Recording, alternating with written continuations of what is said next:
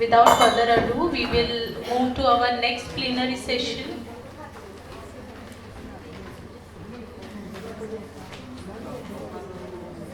Can we have the slide, please?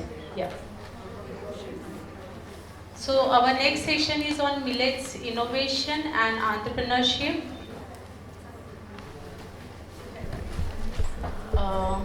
So moderator for this session would be Mr. Nilesh Lele. He is a first generation entrepreneur, proprietor of Routine Beverage. He won Best Innovation Award at Global Konkan Complex. He is founding partner of Rampavy Advisory LLP, which is currently working with 100 plus startups all across India. He is former president of AFSIT. I request you, sir.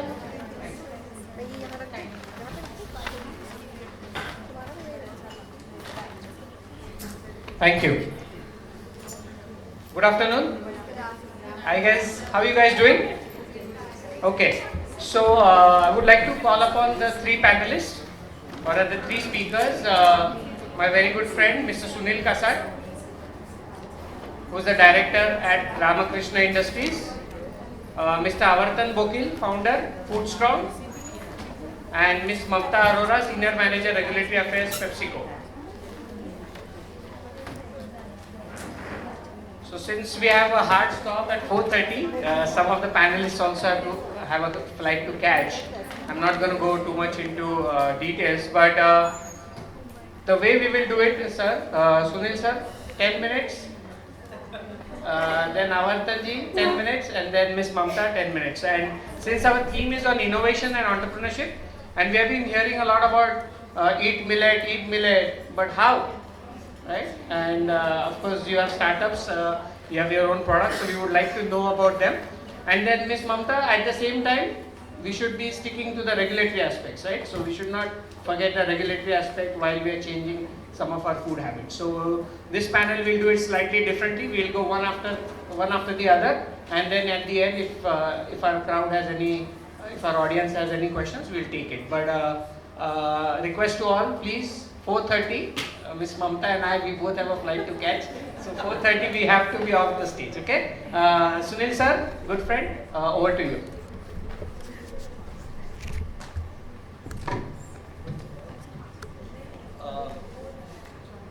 Happy to be here in SNDT. I'm myself a food technologist from ICT Mumbai. So it's always a pleasure to talk to fellow food technologists here. Usually this word entrepreneurship is a very challenging word, you know. करना क्या है वही नहीं मालूम है. Same अभी millets के साथ वही चल रहा है. सब millet बोल रहे लेकिन करना क्या है, right? So I have few slides here to present to you. Can somebody play? Yeah.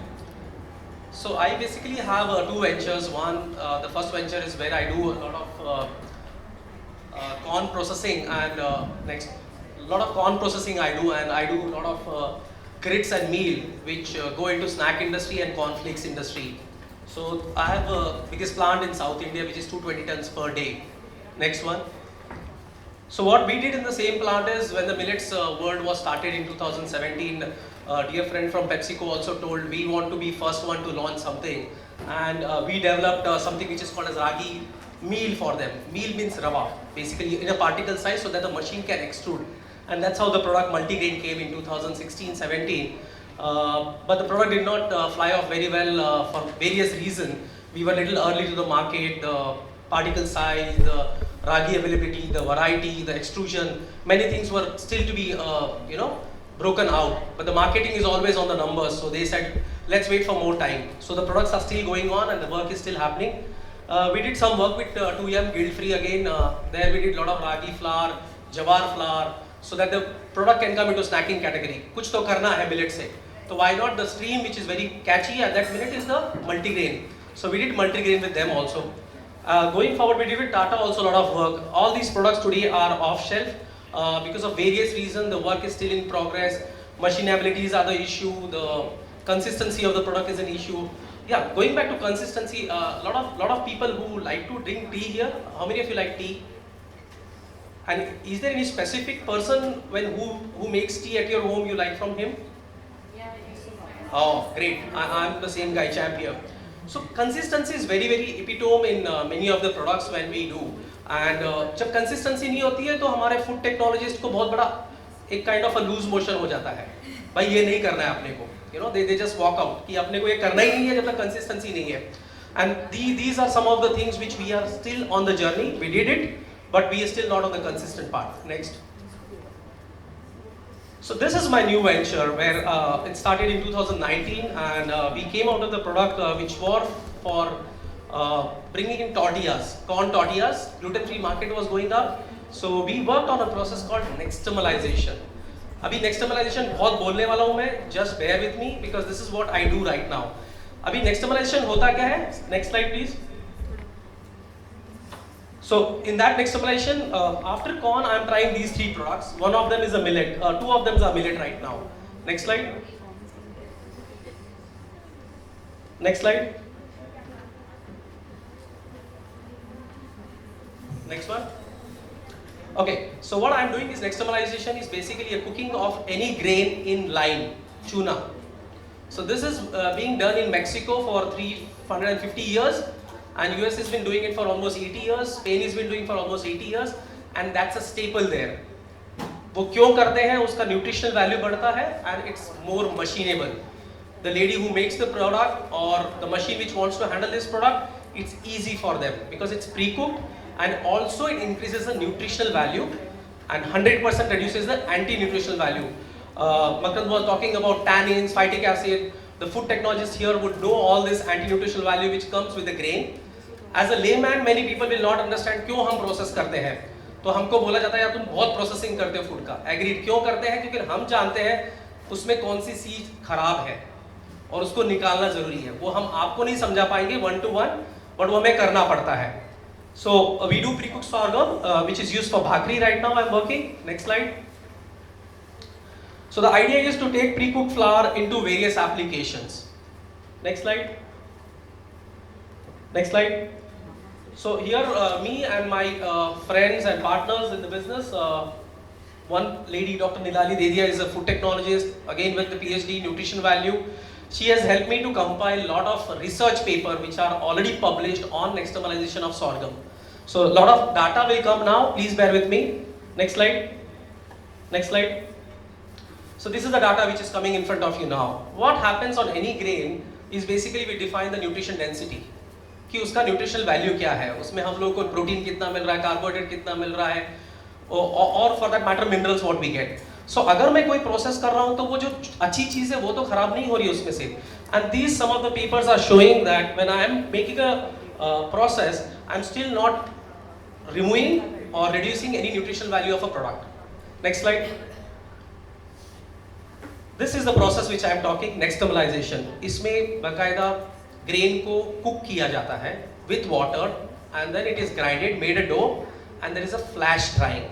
This flash drying is a very unique technique. I hope I could take a shower like that. In 3 seconds, I can remove 50% moisture into a flour. In 3 seconds. So 55% moisture straight away into a flour, which is with 10% moisture. So what is the beauty of this now? I get a flour which has higher shelf life.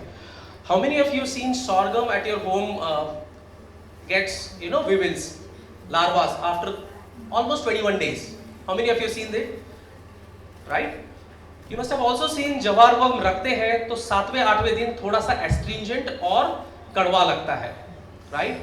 So industry finds it difficult to use. अगर food industry को survive करना है तो shelf life चाहिए boss. सवाल नहीं है. No question asked. Product का shelf life है तो food industry हाथ लगाएगी. So this is what I do when I pre-cook it. My shelf life goes to 1 year. अब सब बोलेंगे यार ये तो stale food हो गया. Agreed. But I have not altered any nutritional value. I am trying to address the microbial load and the anti-nutritional part of the grain. Next slide, please. So millets. Okay, next slide. A lot of people have spoken, so I don't want you to take this. Now coming to why consider sorghum on nixtamalization. Sorghum easily available. It's a very good grain after you take wheat, rice, corn. Sorghum is the 4th biggest cereal grown in the world. Widely reported to help obesity, diabetes, and hypertense disorders. And lot of our nutritionists suggest that शाम का खाना आप जवार खाइए तो आपका wait कम होगा, आपको ब्लोटिंग कम फील होगा. Can be consumed for celiac disease also. Celiac is a disease which comes from gluten allergens. So the thing which I do in nixtamalization is to control the anti-nutritional values, which is tannin, trypsin inhibitors, low digestibility of proteins and low bioavailability of proteins. अभी अगर मैं इतने बड़े forum पे यहाँ पे खड़ा रह के अगर ऐसा ही बोलूँगा तो I am not a politician कि कोई मुझे होल्ड नहीं करेगा, but I am a food technologist. तो मुझे न्यूट्रिशनिस्ट को या बड़े फूड टेक्नोलॉजिस्ट को जब वो बड़े कंपनी में काम करते तो डाटा देना है. So let me present you few slides on the data. Next slide please. So these are the research papers which are talking that मैं कुछ भी करूँगा तो उसका डाटा चेंज नहीं करूँगा. The native sorghum is giving me protein. I am also giving the same protein. Carbohydrates, carbohydrates. Free sugars, free sugars. Only thing I am increasing is calcium because I am doing a light treatment. तो मैंने grain को nutritionally खराब नहीं किया है, but I have tried to improve. That is what I am trying to do. This is my process. I take sorghum, I add lime and water, do cooking, quenching and cooling, steeping, dewatering, milling, flash drying. So that's how I get the flour. I can convert it to flour because the shelf life increases, and flour बनने के बाद में आपके multiple products बन सकते हैं. Next slide please. Another nutritional data which says that if I'm increasing calcium, people do ask me, does cooking reduce these factors or other treatments are necessary? I say hardly, because once you have done steeping, you have achieved the nutritional value which you want to. Next slide please. These are research papers. If anybody wants me to present it, I can do it. But I want to take you to the last slide. Next slide, next slide. Yeah. So just last slide. Yeah. So you can see the protein digestibility is improved. मैं अभी कुछ बोल रहा हूँ तो इसके पीछे data है. यू कैन आस्क मी ही data. Protein digestibility is very important. यहाँ पे पीपल हमारी टीम बता रही थी कि protein value it's important, but how much is bioavailability of that protein. So when most of the proteins get digested at alkaline pH and the lime is a process which I am using, it's an alkaline pH. So my digestibility is gone up here. There are papers to support this.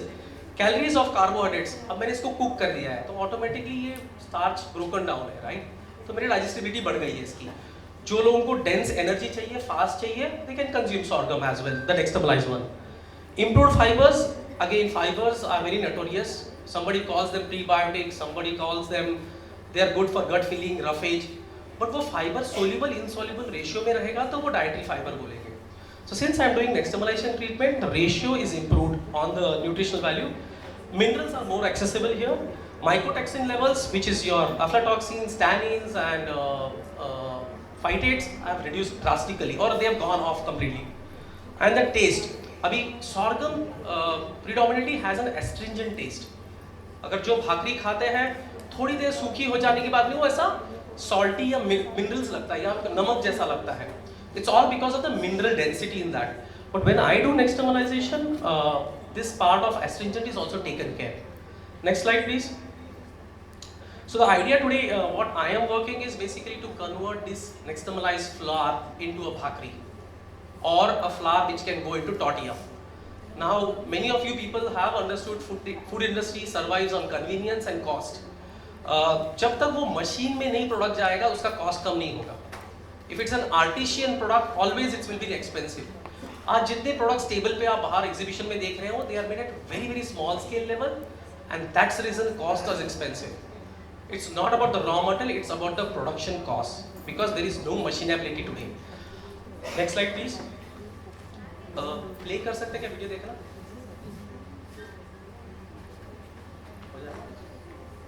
Okay. Since it's not connected to cloud, I'm not able to play the video. These videos are how my sorghum is machinable. ये proper sheet बन के बाहर आ रही है. Usually आप जब घर पे भाकरी बनाते हो या चपाती बनाते हो तो आपको मारना पड़ता है और सपोर्टिंग शीट लेनी पड़ती है. Here the idea is to have a machinability. If anybody knows rotimatic machine, okay, those are the highest selling products in US right now because हमारे यहाँ पे तो we are lucky we get a good maid to make all these bhakris and chapatis, but there they don't get it. Unfortunate sad part, people who travel to US do buy a rotimatic and then go to US.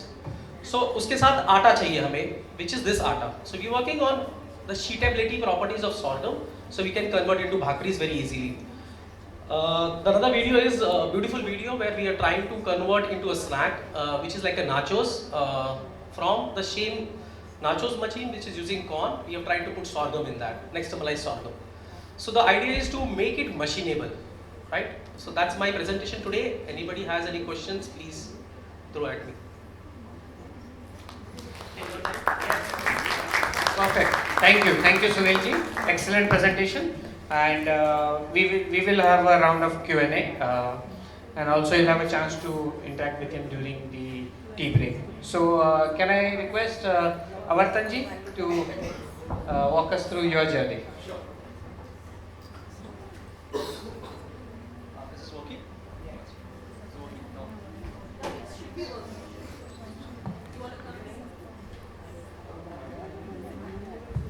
Yeah, got it. Hi, my name is Avartan. I'm one of the co-founders of Foodstrong. I promise I won't take more than 5 minutes. Forget about 10.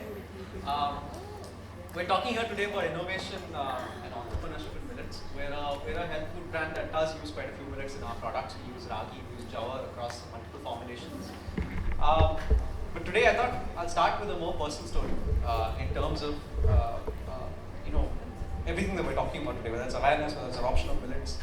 I'm somebody who lived pretty much out of a suitcase for over a decade, and so abused my body, ate everything on the road, didn't eat a lot of times as well, and so ended up with a lot of issues in life. That's actually one of the core reasons why me and my co-founder, she was a career consultant, decided that we'd do something when it came to food that would fundamentally change everyday eating. That would make everyday eating healthier. That was the idea. Not once in a while suddenly you want to feed healthy, suddenly you want to feed fancy, you want to have an avocado sandwich, but actually making everyday eating healthier. That was the intent we started with. Not even a single time can I say that we started by saying, I want to make a product with millets, or I want to make a product with ragi, or I want to make a product with jawar. We always started with saying, okay, what's the nutritional outcome we want to achieve? And it just so happens that the nutritional, one of the best solutions for a lot of nutritional problems that we have out there for existing products is actually substituting with millets, right? And that's how we arrived at millets in many of our formulations today. And the entire core concept of the brand was very simple. The idea was that we actually bring the joy of eating right to consumers, right? It's not about people feeling like they should have food as medicine, right? That I'm going to eat this to make me healthier, or I'm going to eat this because I should not be eating something else. So the worst thing is to actually try and have food as punishment. Food is something that as human beings we are connected to at a very different level. It's not just a functional item; it's a very psychological thing as well, right? We look to food for comfort. Food is associated with several wonderful memories.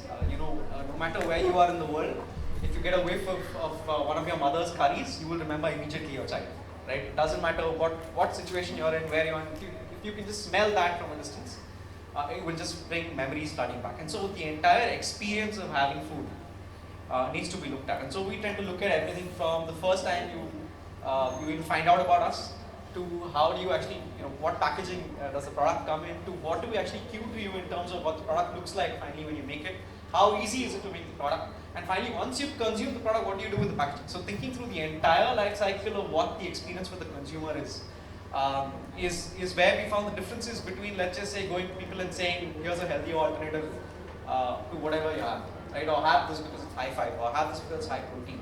At the end of the day, the entire experience of consuming health food should spark joy. And that's when you start seeing adoption. That's when you start seeing people having your food, not because it's healthy, but because it's food that they desire. And of course, it's a holy grail, and we every day, work towards improving our products, work towards improving our experience. But that's really the intent with which we make our products. And all of this actually, to bring it back to a more personal story. We keep talking about adoption, and we keep talking about how people should eat millets. There's a whole conversation around awareness. Actually, the opportunity is every day. The opportunity is in our kitchens every day. We talk about innovation. When we launched, we didn't launch with a bunch of millet products, we launched with a bunch of protein powders actually initially, both dairy-based as well as plant-based. Within about 4 months of launching the product, we had over 50 recipes that came in from our consumers. I mean, I myself was stunned by the innovation that came in from consumers. So I remember there was a lady in Lucknow who WhatsApped me saying, I made laddus out of your protein. There was somebody in Mumbai who had baked cookies out of our proteins and made high protein cookies. None of these products, by the way, we launched. We ended up actually compiling all these recipes and actually publishing a recipe to our consumers saying, here's what you guys have made. But innovation is almost everywhere. You don't need to actually, really look too hard to find innovation when it comes to using some of these grains. And when it comes to adoption, when I mean that there's an opportunity every day, there's actually an opportunity with our children. Food habits don't change for adults. Adults find it very difficult to change the habits. Even I find it difficult. I've been trying for years to get rid of my tea habit. I haven't succeeded. But if you look at our children, they don't have any preconceived notions. Right? Here's a great example. The first time my daughter asked me for pancakes, right? I made her pancakes out of whatever flour I could find in the kitchen. At that time there was jawar and bajra, and no recipe book had any jawar bajra pancakes. So I just put something together because she had no preconceived notion of what a pancake looks like. She had just heard of it in cartoons. She'd seen it somewhere in some cereal, but she had no preconceived notion of what a pancake should look like. So she had no idea that it needs to be fluffy, white in color. My pancake was perfectly dark brown, right? But supremely healthy, right? Because it was made out of jawar and bajra, and for the next 4 years, I reigned supreme because when she said I want a pancake, she meant that jawar bajra pancake that I made, right? Because she had no idea. Until of course 6 months ago, a cafe opened up near our house and serves fully maida based pancakes, so I lost that. So now she's kind of learned that pancakes can also taste that good. But fundamentally, the idea that something ought to be a certain way starts in your childhood. And if we can actually change childhood habits today, we can change habits today for our kids, right? For my daughter today, a bajra, bhakri is a delicacy, which is bizarre if you think about it. But the first time she went to her grandmother and said, I want a bajra bhakri, you should have seen my mom's face. She was basically smiling from here to Delhi. Because, first of all, local pride, my daughter likes Indian food, my granddaughter likes Indian food, but also the idea that she wants something that healthy. Because she doesn't know it's healthy. My daughter does not know that it's healthy. She just knows that it's tasty. It's something that she likes, right? And so this conception that we need to keep pushing down our children's throat that, eat this because it's healthy is a rubbish conception. We need to just push the conception that eat this because this is what everybody eats. This is what you're supposed to eat. If we create that new baseline, I think we'll find food habits changing. Because otherwise, changing food habits is impossible in my view. I think with that, I won't take up too much more of your time. Those were my 5 minutes. Like I said at Foodstrong, we've been trying to make everyday eating healthier. The whole idea is that we spark the joy of eating right, not just make people like they need to have our food because of some mandate, because they're trying to avoid the good food they like. It's something that they look forward to, right? And hopefully we succeed. Thank you so much for your time. Thanks a lot. Thanks for sharing your journey and your experiences. Over to Ms. Mamta. That yes, we are working on innovation, we are working on entrepreneurship. How to still follow the regulatory part. Sure, thank you so much, Nilesh. A very good afternoon, everyone. As we know, it's a millets discussion today, all around millets, all around the nutrition of millets. And millets, we know, India is the largest producer of millets, right? To start with, I have an icebreaker question. Please stay tuned. I have a fill in the blanks for you to fill in. India is the largest exporter of millets. What is that number? Any guesses? I just wanted to sense that if you all are awake, it's the last session of the panel, so it's 5th. So that's a big number, standing 5th as, on the export of millets to other countries. I think it's a good number to say that how important or, is the nutritional aspect of this grain. So I will basically add the regulatory aspect to this grain today, to this very important grain, or, whole grains as well. I want to talk about that how regulations in India have actually evolved in order to support that forward nutrition innovations, right? That will be the part 1. And part 2, I want to cover that what does it take or what is it actually required in order to promote that entrepreneurship of millets. So when we talk about regulations, I'll talk about general regulations first and later we'll come to the nutrition part of it. So almost 15 years back, our regulations were more adulteration based, right? Almost prior to FSSAI, it was PFA, right? Later we moved on to the food safety aspect of it, which is FSSAI and other government bodies also, right? So from moving to adulteration to safety, that's a long, long journey. And now if we see the regulations today, the regulations have been revamped in a holistic manner. I'll talk about the advertising and claim regulation, right? If we see that regulation, it enlists almost 19 odd nutrient content claim conditions. It's nutrient content or, the content of components to encourage, for example, protein or for example, a beta glucan, right? So those components are being talked about. It also talks about some health claims, that how are those health claims substantiated by the regulations, because regulation is really very important to adhere with, right? Without the local regulatory norm, we will not be able to move forward, right? So one is advertising and claim regulation, wherein we talk about the nutrition as well as the health claims. Linked to that regulation, we also have fortification norms. So very beautifully, our regulations are laid down around the mandatory fortification of couple of commodities, right? Which has been mandated by our regulator, which is really important to understand that nutritional importance of different food groups, right? The food groups to encourage. And that's where the millets also fall, right? Then coming to the labeling and display regulations, that's another regulation which actually talks about that how we can communicate, or claim, in fact, communicate the nutrition of our product on our packs. It should be in a truthful manner, not a misleading manner. It should be unambiguous. It should be very clear. That's one of the key clauses of the regulation we talk about. So when we talk about not misleading or unambiguous, it's very important. For example, taking the example of millet. We have one product which has a 0.2 gram of millet versus a other product which has a 10 grams of millets. One product having 0.2, another one 10 grams, right? If we see that difference, it's a huge, huge difference. Hence, the communication on that product should be such a way that's tangibly justified, that's actually substantiated. 0.2 grams, we cannot say that it is actually a source of fiber or it is adding to a calcium because of ragi, right? So that communication is in terms of not misleading the consumer, is also very important in line and yet adhering to the regulations, right? So though we have actually walked the path on regulations, but there is still a path through to travel, I would say, in terms of getting more DRR or disease risk reduction claims, incorporated into the regulation, which is currently at a very nascent stage. So almost 8 to 9 DRR claims are there. There are claims for, approved for the oils and all, but on the health claims, there is less of data in our regulations, and hence more supplementation, I would say, is required as a path to travel when we talk about regulations, right? Now, moving on to the second part, which I talked about, what does it take to actually promote that entrepreneurship of millets? So I'll talk about some examples which our organization has actually, pioneered, or our organization has actually launched. So I'll talk about that how our organization has walked that PEP positive journey, right? When we talk about PEP positive journey, more about people, more about planet, right? When we talk about people, it is more to do with how we create that positive choices for the consumers, right? Positive choices in terms of giving that nutrition and yet being regulatory compliant, which was my part one, right? So, for example, we have one of our brands, which is our pioneer brands, Quaker.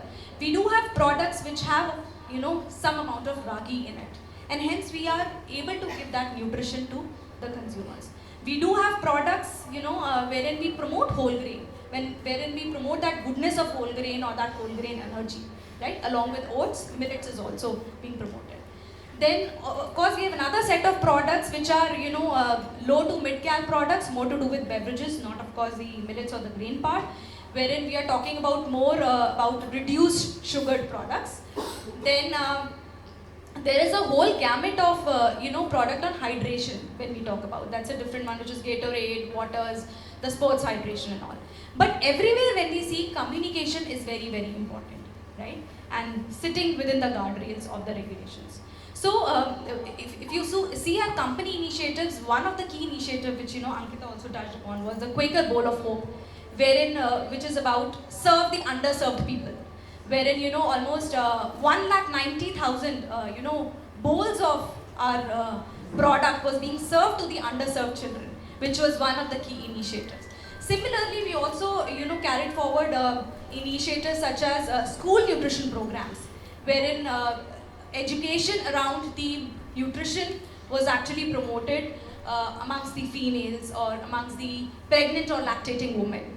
right? Similarly, there are other programs wherein we promote that sustainable diet in front of the consumers. We also promote, we also tie up with the farmers in order to carry forward that creating value concept.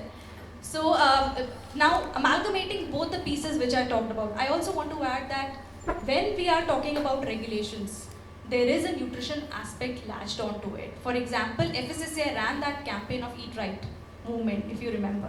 And there were organizations which had actually pledged in order to reduce the sugar, salt and fat. And hence, when we talk about millet, taking that pledge is very important, right? Taking that leap of faith and actually taking that pledge and actually determined to take that, in order to move to that nutrition journey is very, very important. So that, I remember one of the panelists talking about having that one meal of millet in a day, right? Similar to how, FSSAI ran the campaign, and organizations have actually signed that pledge, including us, in order to reduce the fat, sugar, salt in our products, right? And yet promoting that sustainable diets in our product. Hence, it is very, very important. Second, I want to talk about the millet nutrition programs. That is one piece which we together can work upon, which we together need to move forward in order to promote the awareness about millets, right? That's the another aspect. Third, I want to talk about that how nutrients to encouraged can be talked about. So, for example, our organization, when we talk about, we have a nutrition criteria. Right? When we talk about that nutrition criteria, it talks about the nutrients to limit, it talks about nutrients to encourage and also components to encourage. When we talk about those components, millets is one of them, right? So why don't we pick those things as a part of our own initiatives, take those determinations, pledge those things? Sir is here today. Sir, thank you so much for running the campaign on Eat Right movement I was just talking about. Companies have actually pledged to reduce salt, sugar and fat. And time and again, they're actually reporting to how they're faring over the years. Hence, millets is also one of the grains wherein, the team can work upon pledging. That's what I want to end my conversation here. Thank you so much. I'm sure we all would, take this journey forward together. If we walk singly, we'll fail, but if we walk together, I think we all will win. Thank you so much. Thank you. I take this opportunity to welcome Pawan Kumar Agarwal sir. Thank you very much, sir. Of course, we'll be listening to him tomorrow.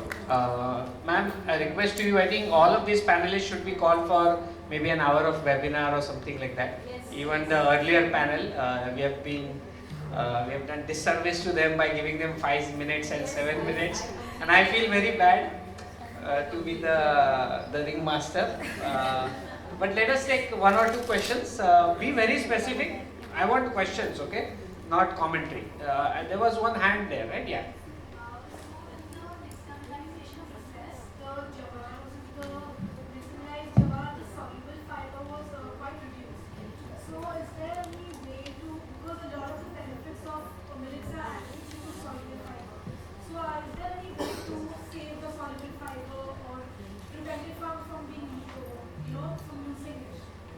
So the word has the question itself has an answer. When I'm using water in nixtamalization, I'm solubilizing, right? तो मेरा पानी के साथ solubilized fiber चला जाएगा. Now the idea is, since we have started working on it, we want the fiber back. We will decant it. It's called a centrifuge, and add it back before the flash drive. So the work is happening. You rightly prompted that we don't want to affect the nutritional value of grain, but at the same time reduce the anti-nutritional value and the convenience of a product. So very rightly questioned. Thank you. Yeah, good. Any more questions? In fact, I just want to add to this. Yeah. This is the biggest challenge when it comes to millets. That we want to undo the anti-nutritional factors and we want to maximize the micronutrients and the dietary fiber which is there. And converting millets into various products is a very welcome idea. But at the same time, if we are generating that science, which is telling us that what is on the table is closer to the nutrient which we are expecting out of it. So I think that's where we really need to work and strengthen that up and make it available to people. That's where the people are going to get convinced in terms of even if you change the format of the millet, it's still carrying the same nutrient value. Correct. If you look at my presentation, there are many research papers available. I did not capture any of them because my mother strictly told me, my mother, I'm telling you, because she is a bhakri maker, she told me, तू कुछ भी कर, but इस चीज़ को हाथ मत लगा, you know? मैंने बोला हाथ मत लगा मतलब इससे जो गुण मिलते हैं, गुण, you know, गुण हम लोग हिंदी शब्द है, जो न्यूट्रिशनल वैल्यू मिलती है उसको खराब मत कर. So that's the only slide which I kept it, that even if I am doing anything, I don't want to get rid of the nutritional value it brings. तो इसलिए मैंने वो स्लाइड रखा. इसके अलावा काफ़ी रिसर्च पेपर है इस पे. So as ma'am rightly said, we need to keep it as it is, but also reduce the anti-nutritional value. That's the work I am trying to do right now. Great. Anybody else? Otherwise, I was just curious to know what are your products? Oh, sorry. We make a bunch of. Actually, we started with a bunch of protein powders, which are dairy-based and nut-based. But specifically for Millets, we make a bunch of instant breakfast mixes. So one of the products is actually pancakes. Essentially, we translate the pancakes that I make for my daughter into ragi and oats-based pancakes. Just add milk and I make pancakes. So we make a bunch of dosa mixes as well. Shreyasi leads the product development, right? And so the whole idea is convenience with taste. So all of them are 5-minute recipes, but we still manage to pack in the nutritional value that's required. So there's no preservatives, there's no elements that perhaps are undesirable when it comes to packaged foods. yeah. There are many vegetables which are available which also give the equivalent nutrition value as well as the fiber. Why are we not making a combination there itself? Because people are supposed to be very interested in, say, beetroot or in, say, some pumpkin. So can we add some value in terms of the product so that the people who are accustomed to this product will be better sort of motivated to come to the new products also? Otherwise it happens that, okay, we are getting millets but others are not useful at all. That is a very different way for people to decide as to whether how much should I take millet and how much should I take vegetable, or should I reject them altogether. It's really not known. And possibly the ICT can definitely help in this area to make the people more aware as to what is the value which is there in these products. It can be combined. You want me to take it?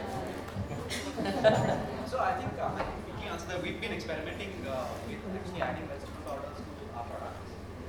Exactly for the same reason. Because obviously vegetable powder also have nutritional properties in terms of nutritional outcomes that can come about, and they make some very interesting things. For example, adding beetroot to dosa mix creates nice pink dosa, which is a very fun experience. So what I'm saying is what product you are at the moment giving in your store also, there is not add any value in terms of the vegetables such as, I mean in terms of millets they are good, there is no doubt about it. But in terms of the combined value of the vegetables plus the millet or the vegetable alone, unless it comes out in a different format, then only people will be more accepting to this. No, absolutely. That's what I'm saying. So the reason I'm not talking a success because literally a month old, but one of the last products that Shreyasi just designed for us is a dosa mix with beetroot and carrot in it. And so it's beetroot powder, so when you actually make the dosa, it turns pink and you have all the benefits of beetroot and carrot in it. But it's still early days. But the idea is exactly that it also adds a little bit of excitement to the palate as well for the consumer, because it adds color, it adds a different texture. So we're experimenting. Okay. Should we give the student a chance? Yeah, sure. Yeah. Okay. So actually I have a question. You said you don't use any kind of preservatives in your products. So how do you check the shelf life of the product? Like especially the pancake one. Yeah, so we do have a problem with shelf life. Our shelf life is lower than most competitors' products. But thankfully, with making sure the raw materials have a low moisture content, we're able to get the shelf life up to 6 months. We've gotten essentially accelerated lab studies that show that we can go up to 6 months with most of our products. There are a lot of food technologists, experts, R&D. Agatha madam is there, Shreyasi is here, so you should connect with them. Of course, Sunil sir. So offline you can connect and ask any other questions. Yeah? I have a question for another panelist. Can I do co-panelist questions? That can be done offline also, no? Okay, thank you. Unless you want all of us to know what the question and the I answer is. want everybody to know. See, a lot of people who understand millets here, major product जो होता है वो flour बनाते हैं लोग या उसका दलिया बनाते हैं. FSSAI recently has started working on the moisture value of this millets. Initially the moisture value which they had always put for millet is 11%. और जो हमको फार्मर से मिलता है वो 15% का मिलता है. तो ये 4% पानी कौन निकालेगा? The whole idea is, but having said that, they have started amicably understanding कि क्या middle way है. So thanks to people like Mamta, who from industry goes to FSSAI and tells कि क्या है आज reality, है ना? So millets के laws codex से नहीं मिलेंगे हमें इंडिया में बनाने पड़ेंगे. तो fraternity in food industry always talk to people like regulatories and push them कि हम क्या कर सकते हैं. Question क्या? So I think a very valid question. To be honest, so far so forth, until yesterday, in many of the product standards like cakes where he's adding millets and even biscuits, even breakfast cereals, millets was actually allowed as one of the ingredients and in fact specified in those product standards and FSSAI regulations. Today morning before the session, I understood that the millets regulatory standard has been notified. Which covers those 15 odd grains, and of course moisture being is one of the quality and food safety parameter. So of course those standards have been drafted in line with our agroclimatic conditions, looking at our Indian context, right? Though we are the exporters, we do see how other countries are operating, but our standards are based on our own country conditions, looking into the soil and agroclimatic conditions. So I think we'll discuss more in detail the background of that standard. But today only that standard has been published, which gives us even a more path to see how millets is, going to move forward. So our journey doesn't end here. In fact, it's just the start. Let's move on to take this journey forward. Thanks. Thank you. Great. I think with that note, we'll close because, ma'am, you have a journey to to Delhi. So I hand it over to ma'am.